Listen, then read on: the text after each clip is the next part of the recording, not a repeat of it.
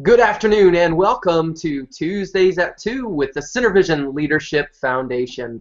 My name is Todd Greer. I'm the Executive Director of CenterVision, and we are so thrilled to have you join us today for our great and awesome opportunity to talk with David Burkus, author of The Myths of Creativity. Before we get to David, I want to go through some of the general programming information that's important for you as you tune in to the CenterVision Leadership channel. It's important to remember that every Thursday at 4 p.m. Eastern Time, we host our Nonprofit Chat. You can follow that on Twitter, hashtag Nonprofit Chat.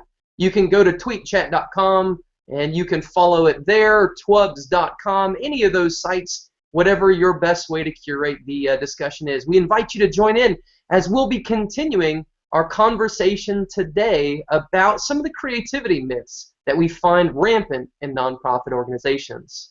Also want to remind you that our next issue of Nonprofit Performance Magazine launches December 1st. Our guest today, David Burkus, is one of our contributors for that magazine. He's got a great article on busting myths, and we're excited to have him as part of that. As always, if you ever have any questions that we can answer at CenterVision Leadership, please feel free to email us, and we'll get right back to you as soon as possible.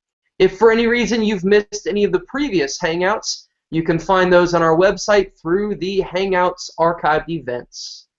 Without further ado, I am so excited to have in with me a good friend, a great leader, a man who is doing some amazing things in the world of innovation and creativity, a guy who is known for strategy and leadership. David Burkus, welcome. Well, thank you, Todd. You make me sound way cooler than I really am. So thank you for that. That's fun. Well, that's what we get paid the big bucks here for, David. I guess. I mean, you literally, there's like, my mom and then the way you made me sound. So there you go. Absolutely. Folks, if you don't know David already, today is going to be an opportunity to get to know who David is. David is really speaking internationally at this point. He's going all across the world. In fact, I think you've got a visit to Kuwait City. Is that right? I do. I'm in Kuwait City in like 16 days. So. Okay, so he's going all around the world, and he's talking about something that I think is extremely important in the nonprofit world. David is the author of The Myths of Creativity. It's a fantastic book, and today we're going to be going through some of those myths and talking about how do we bust those myths within the nonprofit world. David, where does this idea come from? So, and this is funny for you to ask me this because, Todd and I were in graduate school together, and Todd, the pain that happens if you start out with a research question and you don't find what you were looking for, and that's kind of what happened in this case.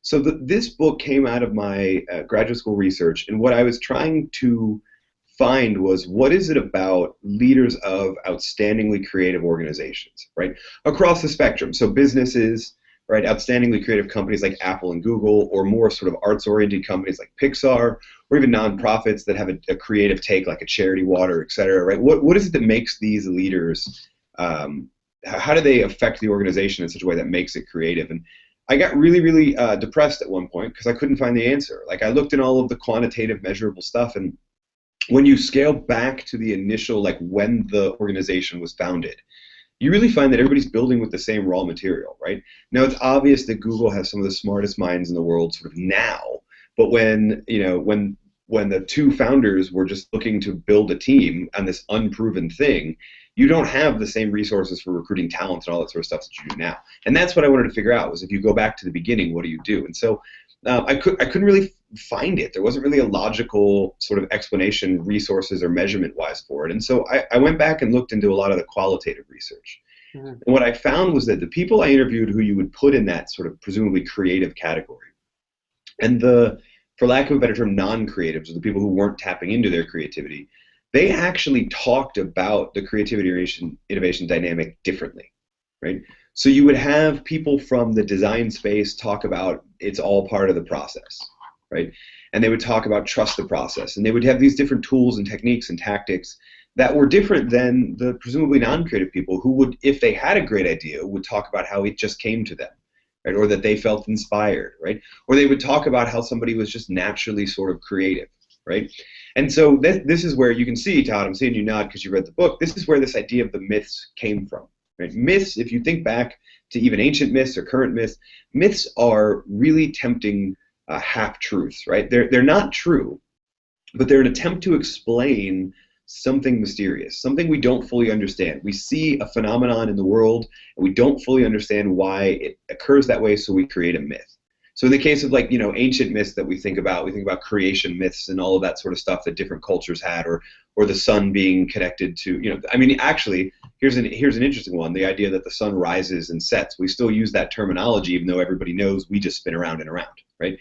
So it's the same thing with creativity, right? We go back, the most ancient of the myths are sort of the ancient Greeks, thinking about the muses, the divine sisters that visited mortals and gave them ideas. And I don't know, actually, I used to say I don't know anybody. I went on a speaking gig once, and I met one person who claimed that they really do believe in the muses. So beyond that one weird, crazy person, no offense if you're listening, beyond that, I've never encountered anyone who still believes in the muses.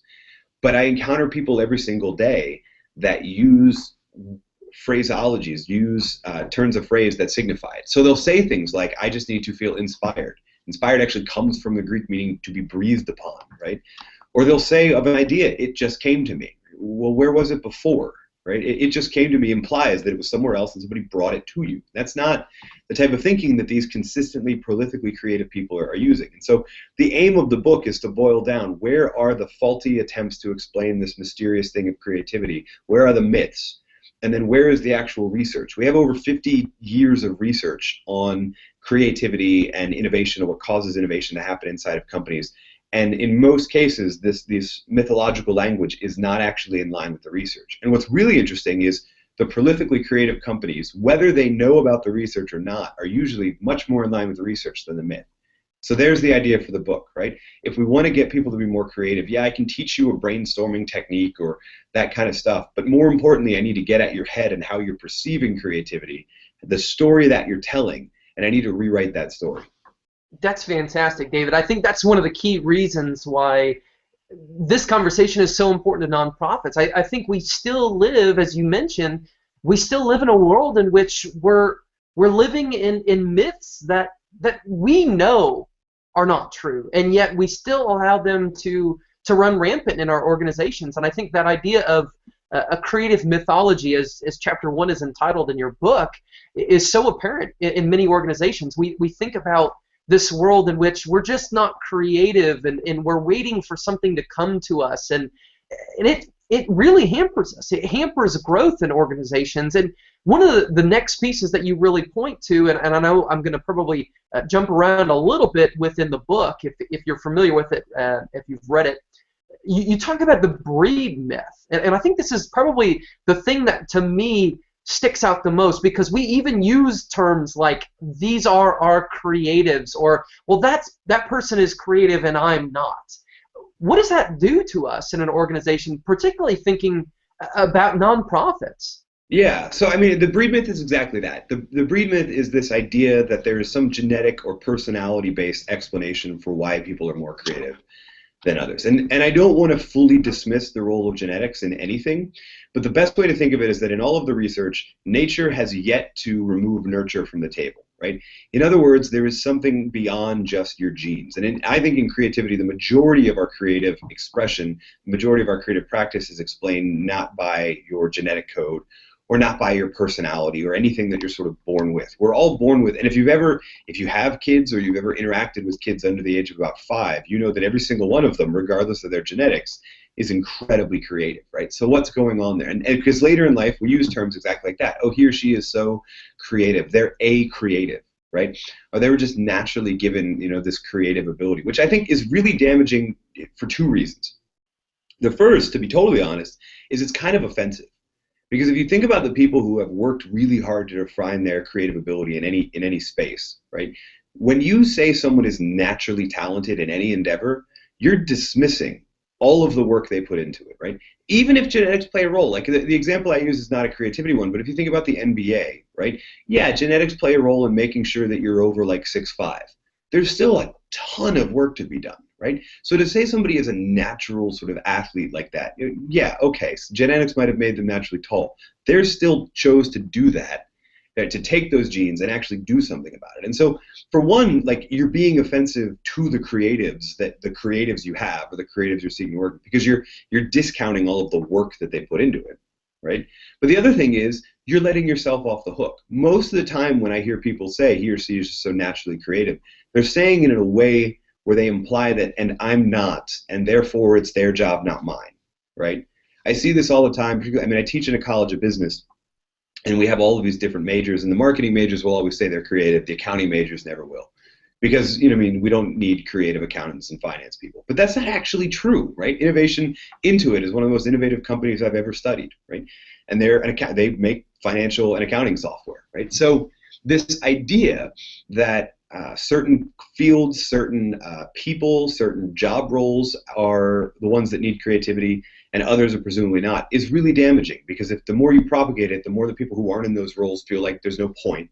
But further, right, I don't know of any organization that doesn't need as many good ideas as it can get, whether or not they come from that field. And so the most innovative organizations are the ones that allow creative ideas to be generated anywhere, not just with the ad or marketing team, not just with the certain sort of traditionally creative roles. Great ideas can come from anywhere, and so we need a radar that sees them from anywhere that they're coming from. That's a great point. I think that's something that's so important to each of us to see this. And I want to come back into to chapter 1. You presented some research that was out of Harvard Business School, and I thought this was really intriguing. It was about 4 components that really lend to creativity, and I want to just enumerate those, because I think for each person that's listening, that's watching this discussion, it's important for you to think about how these impact you and your organization. You list, based upon the research, these are the 4 things that truly impact creativity. You say they are domain relevant skills, creativity relevant processes, task motivation, and the surrounding social environment. And David, I want to point to that last one, because I think that's one of those pieces that we tend to allow that to be the creatives, because they're in these socially creative or socially supportive environments. You know, you think about an art classroom. An art classroom tends to look different, right, than an accounting classroom, right? Yeah, you know, those are the kinds of things that we do. I know I do a lot of conversations with folks in the entrepreneurial realm, even, and we talk about co-working spaces, and we talk about business incubators and accelerators, and we think about what does the space look like. And even I think about the things that are around me right now. I am no genius of my own, but doggone it, you look behind me and I see a ton of geniuses. I see people whose thoughts and information I'm able to draw upon. How often do you think we just forget that social environment piece, David? So I think there's 2 things that we do sort of in error, right? So the first is that what you're referring to, let me back up, is the Confidential Model of Creativity by Teresa Amabile. She's a brilliant researcher and a great human being. And I think we tend to focus too much, exactly what you said, on the idea of having domain relevant skills and motivation and creative thinking techniques. The social environment is incredibly important, because even if you have the other 3 and you're plugged into a social environment that doesn't support creativity, you'll eventually learn it's easiest just to keep your mouth shut, right? And so part of that is that environment. Like, there's tons of research out there that shows that we don't understand the impact of our environment on us, right? Whether it's the room, right? So there's studies that show that certain colors stimulate divergent thinking, right? So you should paint your walls of a brainstorming room certain colors, right? And that's one tier, right? But the other tier is the broader sort of the true social environment, how people are interacting with each other. And this is presumably even more important, because you can have a cool-looking room, but if you have a group of people in there who aren't supporting the freewheeling of ideas, or limited risk-taking, or the idea of delaying judgment, right, or accepting that any creative idea is an invitation to judgment, and so we need to help that person along, suspend judgment, suspend self-monitoring behavior, all of that sort of stuff to get the creativity out. That's what we really mean when we talk about social environment. Is yes, what you surround yourself with, the stimuli that you surround yourself with is really important, but the people that you're interacting with. And this is really important, because this is where leaders come into play, right? Ultimately, when you boil it all down, leaders have sort of 2 levers that they can pull, right? They can set structure and set environment and build systems, and they can hire people, right? And this is where the social environment comes into play in both levers, right? If you're not building a social environment that's supportive of creativity, but also if you're not bringing in people who get that, right? Who get that no idea is a bad idea during brainstorming. Even though some ideas are terrible, yes, I'll give you that. But there's a limited time where we need to make sure we suspend that. So if you're not doing sort of both of those things, you're not building that social environment that supports creativity. And even if you bring in the smartest people in the world, the most creative people in the world, and you plug them into that really narrow-minded, unsupportive social environment, it doesn't take long for them to figure out that their ideas aren't welcome. David, I know in a previous conversation you and I have talked about the importance of a structured devil's advocate. And you talked at length at that time about the history within the Roman Catholic Church, how that was a rotated position for individuals to hold in order to challenge the status quo, to be able to bring things up. I think that's such an interesting thing in light of what you're just declaring here, is the fact that so much of what we do is about creating structure and creating space for people to challenge status quo, to raise issues, to raise questions. Why do you think this doesn't happen in organizations? I mean, there's a bunch of different reasons, I think. So the predominant is, I think we suffer from this, I call it the cohesive myth, but I think we suffer from this idea that the best decisions are always made by consensus, right? And at the same time, we tell stories about like the Abilene paradox, right? Or jokes about how like a camel is a horse made by committee. So we already know, we're already clued into the idea that full consensus ruins certain parts of ideas. But we look at like incredibly, and you know, we do exactly what sort of you were just talking about with co-working spaces and fun places to work, pool tables, right? It's not casual Friday, it's casual every day. And we look at those places and we feel like, oh, that must be a really fun place to work. And in our minds, we then think like, okay, fun also equals total cohesion, everybody gets along, and everybody is just having fun as they work to it. No, the most creative companies are ones that really understand the role that conflict and a lack of cohesion actually plays in refining ideas, right? If no one in your organization is arguing over the merits of an idea, then either no one is having good enough ideas, or all of your ideas will go untested, and when they get out into the world, will probably bomb. Because no one has to ask for it. Piece. You mentioned even before, a leader has two roles, and one of those roles is hiring people. And I think if we're simply hiring people who validate our responses, then there's no point for them, right? Well, this is where it gets really awful, right? Because I mean, most companies, even though we know the research, now we're getting more HR oriented than creativity, but this is important. Most companies, even though we know the research on how terrible they are, use unstructured interviews to decide, right? And the idea that you should be asking when you're hiring someone, whether it's, you know, for a creative role, well, everybody's going to be in a creative role after you finish listening to us today. Absolutely. But you're trying to answer the question, is this person going to bring more value to my organization than what it costs to hire them, right? But that's not the question people ask in an unstructured interview, right? What's the question they ask? Do I like this person? Could I see myself working with this person? None of those things are relevant, right? None of them are relevant to, and what's even worse is that if you're the leader, who do you like? Well, decades of research support that we like people who look like us and who act like us and who think like us. And so all we get is an organization of us, right? The example that I love to use is actually for marriage counseling, right? When two spouses fight and they go see a marriage counselor, the first thing the marriage counselor says is like, good, because if you agreed all of the time, one of you would be unnecessary. Now let's learn how to fight productively. And that's what we need to do inside of organizations. We need to build diverse perspectives that are going to fight over ideas and then teach them systems to fight effectively without it devolving into personal. And that's kind of where you were going with this devil's advocate idea. It was something the Catholic Church invented to ensure that people were fighting over it. The idea was that as people were on the verge of being canonized as saints, right? So we're making this whole case that this person deserves to be a saint. Just like in a court of law today, the idea was we need a prosecutor and a defender, right? And so we make the case for why this person should be a saint. But one other person takes on the duty of being the devil's advocate, or the other term for it was the defender of the faith, which I think is really telling, right? I live in the buckle of the Bible Belt where you're not supposed to say devil's advocate, but if you know the history of it, you know that it actually was sort of the most solemn role, defender of the faith. And the idea is this person presents all of the reasons why the particular priest or whomever should not be a saint. And unless we know all of those reasons, we're not making an informed decision. Unless we're confronted with people and ideas that challenge our thinking, we're not making a fully informed decision. If everybody always agrees with you, you're probably wrong, and even worse, your people are afraid to tell you you're wrong.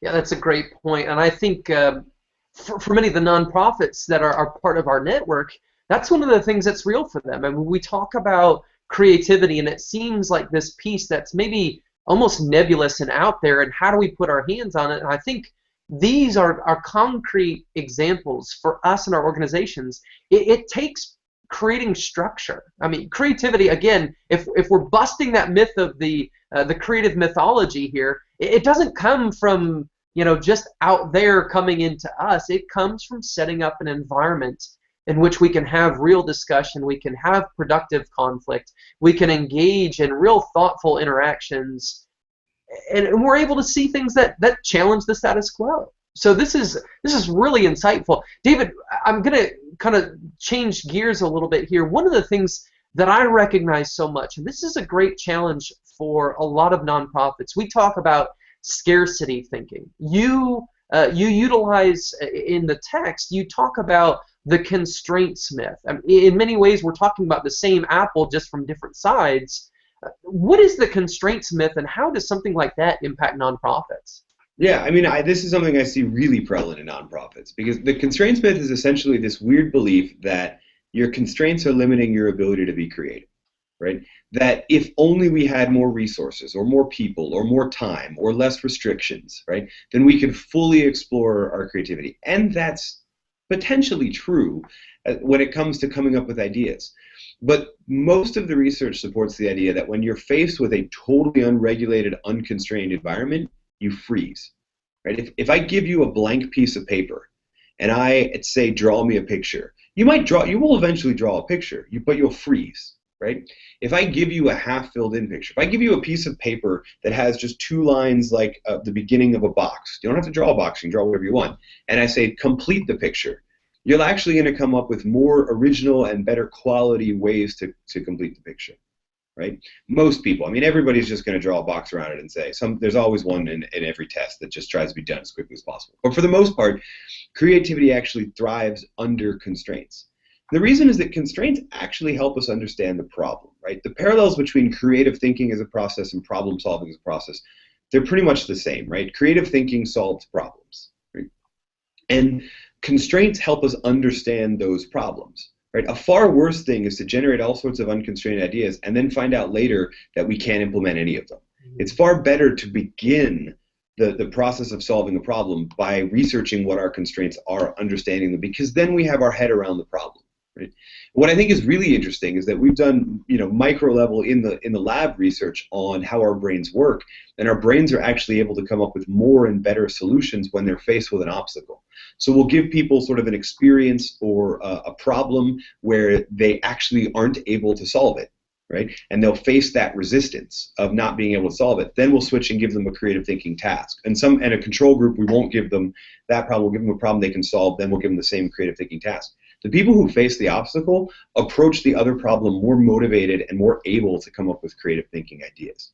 So when you're thinking about constraints in a nonprofit, we all use, if we could get more donors, if we could get more money per donation, then we could solve all of our problems. Well, no, you couldn't. What you need to do is figure out, inside the context, the construct of what we're facing right now, what options do we have available to us? And fully feel the weight of all of those constraints, because they help you understand the problem, but they'll also more motivate you to solve it.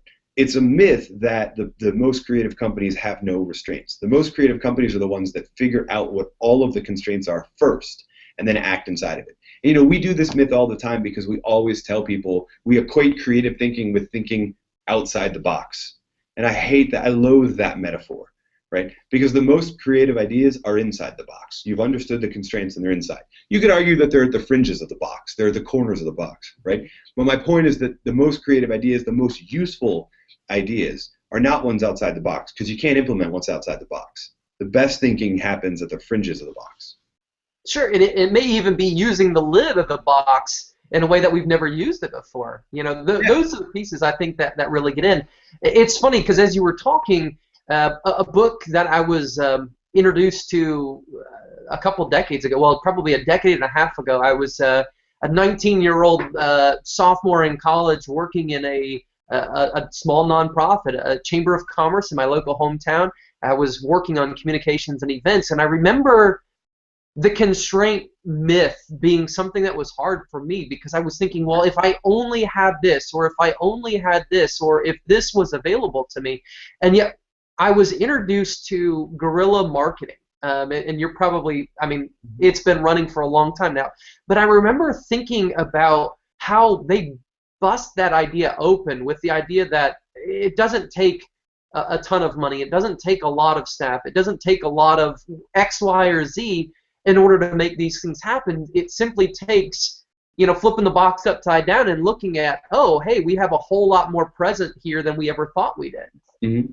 Well, and further, like, to use this with a corporate example or a nonprofit example, the well-resourced ones, the ones who aren't doing guerrilla or duct tape marketing, right, the ones who are doing all that stuff, they're actually ones that create some level of distrust, because we look at them as a bit further away, right? We want a personal connection to the companies, the people, the nonprofits, who we interact with, right?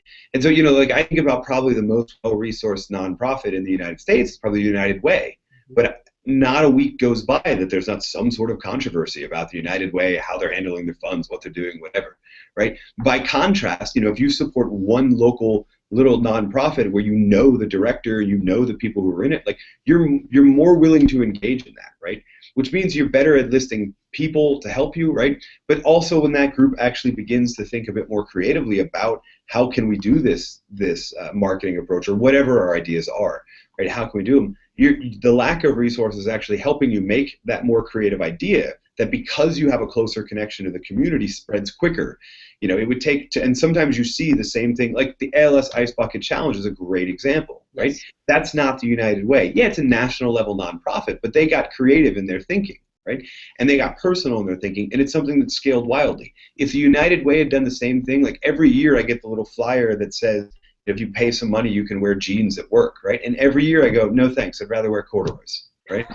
So, no point, right? Whereas the Ice Bucket Challenge, I mean, it grew like wild. Why? Because they had a creative idea, because they were limited in their resources, but they also had a community that was really engaged with them to begin with. So when that idea was implemented, it was able to scale quicker because it had a community of support. Versus the large, well-resourced ones have to actually spend some of their resources just marketing the idea. I mean, again, think back to if the United Way had tried to launch that campaign. I doubt it would have spread as quickly as it did.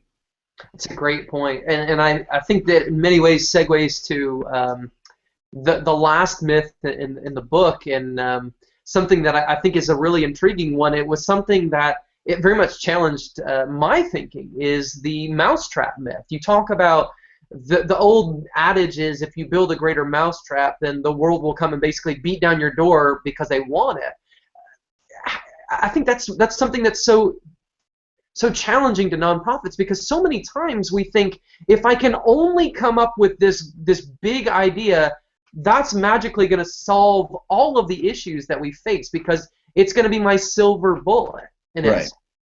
What does that look like, do you think, for most nonprofits, David? Yeah, I mean, I think in a nonprofit context, it's possibly even worse, because let's face it, almost everyone who works for a nonprofit, right? Some university presidents with large endowments aside, almost everybody who works for a nonprofit is sacrificing their sort of salary potential on an open market to work there, right?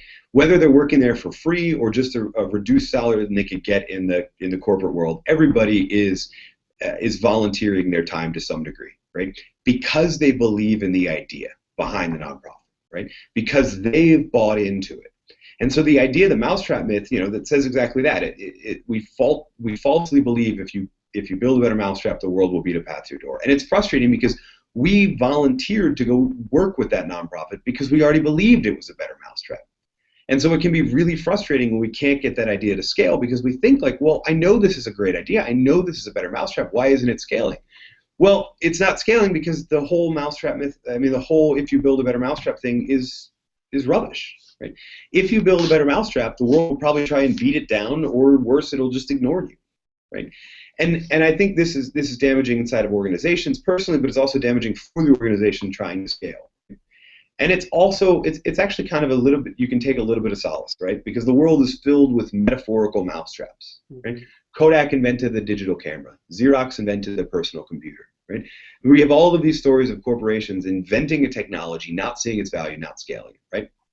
Igor Stravinsky composed The Rite of Spring. It caused not one, but two riots on its opening night because people hated it so much, right? The actual mousetrap, right? The actual mousetrap. We keep saying this word, and those of you that are watching, you're thinking wooden board, spring-loaded steel mousetrap, a little bit of free cheese, because there's always free cheese in a mousetrap, right? Although I can tell you the peanut butter works better because it has for the mice in our house, so it's been awesome. So use peanut butter. Remember nothing else, peanut butter. The literal mousetrap that we're all thinking of was invented in 1899. And since then, 400 patent applications a year get submitted to the U.S. Patent Office. People who believe they've invented a better mousetrap. 20 of those have been developed into commercially viable products, but yet we still think about this other one. And by the way, it's not the most effective one in all situations. So why are we doing this, right? Well, for an idea to be creative, for an idea to be a truly better mousetrap, a disruptive innovation, whether it's a product, service, an idea for a nonprofit, a business model for a new nonprofit, whatever it is, it has to be new and it has to be useful, right? Or novel and original, right? It doesn't necessarily have to be wholly original because that is a myth in and of itself, but it has to be new to that domain, it has to be different, right? And it also has to be valuable. And the problem is that we use valuable, we use new. We judge that based on whether or not we've ever seen it before. But we judge value with the same question. Have I ever seen this before? And if we have, we're more willing to trust it. And if we haven't, we're less willing to assign it the valuable or useful title. And the research supports that in periods of uncertainty, this gets even worse. In times of uncertainty, we'll say we need new ideas to get out of our uncertain situation.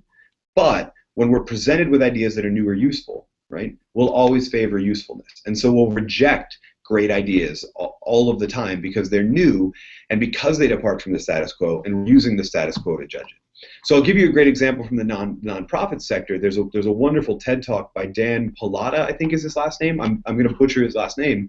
Yep. On why it's so hard for nonprofits to raise the funds they need, because there's this old status quo idea that everybody's expenses should be less than a certain percentage. And we're used Charity Navigator and that kind of stuff to be judged on, right? When in reality, what Dan showed is that when his nonprofit sort of bucked that trend and presented a new and useful original model, right, they raised more money than they could under the old model. But then they were criticized afterwards because you had people busting up against that model, right? Now, what I think is interesting, as I mentioned it earlier, is you take something like a Charity Water model, where they've said, you know, we're going to take the same lesson from their nonprofit about raising lots of money with lots of fun events, but we're going to have a core sort of board of advisors. They are going to pay our operating expenses. So we're going to stay under that charity, that 80% radar. In reality, they're acting like one, but they show up as another on the metric, right? Now, that wouldn't be possible without learning the lessons of this one, right? But the truth is there are whole other models out there for nonprofits that you've never even heard of, that you might be thinking of, et cetera, that when you first present it to the world is going to meet a little bit of resistance, because we judge the effectiveness of nonprofit business models, of businesses, of all sorts of things based on all of our prior conceptions, right? Now, if the model is worth it, take heart, because we have personal computers, we have digital cameras, we can watch The Rite of Spring or listen to The Rite of Spring. Like, the great ideas eventually get implemented, but they always face more resistance than just tried and true old ideas, which, by the way, may not be what we need. Yeah, David, that's a great point. I think a lot of people have this, and it's kind of a blurring together of a lot of the myths here, but they have this myth regarding nonprofits as a whole that, you know, these nonprofits are charity organizations. And we use that term, and that's such a limiting term when we think about organizations like the National Football League as a nonprofit. I mean, you know, that's a busting of the nonprofit myth. Here we go. I just added a new one to your book here. It's not exactly creativity, but technical. The NFL is a different type of nonprofit, and it's not a 501c3. It's a different. But you get my point. There are people going, why in the world are they given the same tax exemptions as the American Cancer Association, right? I was going to say, and that's in the world. I mean, we recognize 501c6 membership organizations are a significant part of the nonprofit world. They're talking about bringing impact through education, through services, through programming that really builds up our communities. And I think that's something we have to break some of these ideas. And I really appreciate your work on this, because it gets us in the mindset we're not so beholden to what we think of as that standardized idea. We're not so beholden to the one-size-fits-all approach, and we can recognize, you know what, there's a lot of room in our box. There's a lot of room in our box to play around and have fun and turn it into something that we've never really thought of before. We've never given it the full emphasis before. This is amazing. David, I think your work is fantastic, and I want to challenge anybody that's listening. Take a time to go to Amazon.com, find the Myths of Creativity. Go to David's website. David, you run a podcast with leaders talking about leadership, innovation, and strategy. It's Leader Lab, but it's ldrlb.co. Go to that website and see some of the things that are happening here. David is in many ways, he's pushing forward for each of us to take hold of the opportunities that are in front of us. And I think it's just an awesome opportunity to be able to sit with you. David, I know we're friends, but as we were talking before we even went on air, there's an awe that goes on in these kinds of conversations, because I know as the presenter here along with you, I'm still gaining so much. And this is part of that process. It's always being open to the learning environment and to be continual learners. Whether we're in a typical charity, we're in a 501c6 membership organization, we're in a religious organization, or whatever the structure that we're in, there's so many other people that are out there that we can grasp their experience and we can learn from it. So, David, wow, thank you. Oh, thank you for having me. Yeah, for sure. And by the way, so the leadership podcast, the Leader Lab, there are for-profit leaders, non-profit leaders. There's lessons for everything on that. And if you I would love for everybody to go on Amazon, buy the book in triplicate, right? But I get it, right? We're resource constrained, right? If you go to my site, davidburkus.com, there's a ton of resources that are totally free that are derived from the book, right? So if you want to give me a test before you decide to buy, go there, check out some of them, including like whole keynotes that I've given, but also worksheets, interviews with leaders. Actually, really cool interview with Jennifer Anastasoff, one of the founders of FuseCore, which is a nonprofit that I serve on the advisory board of, that's doing awesome stuff with a totally different model. So please check that out, davidburkus.com, and you can get to the podcast from that site too. So go to all of those. But Todd, thank you for having me. One, it's always cool to reconnect with my grad school buddies. But two, like, you and your whole organization, the magazine, are doing awesome stuff. So I'm excited that I can help in some small way. So thank you so much for having me. Absolutely, David, and thanks for pitching that out there. Issue number 2, December 1st, it's going to drop. David is one of our contributors in that. We're really excited about Busting Myths, the article that he has for us. Certainly want to encourage you to join us in our nonprofit chat. We'll continue the discussion from today. That's Thursday at 4 p.m. Join us on Twitter, #nonprofitchat. It is a growing community. It's a very exciting community. We had Brian Soy with us. Last week we were talking about mission-driven nonprofits, and it's so exciting to see when we're able to engage and grow these discussions, because it's not really just about the two of us sitting across from each other, virtually speaking, having a conversation. It's about how do we bring impact into our communities so that our organizations are impacting the world. We're really excited again that you're here with us. If you have any questions or we can help you in any way, info@centervisionleadership.org.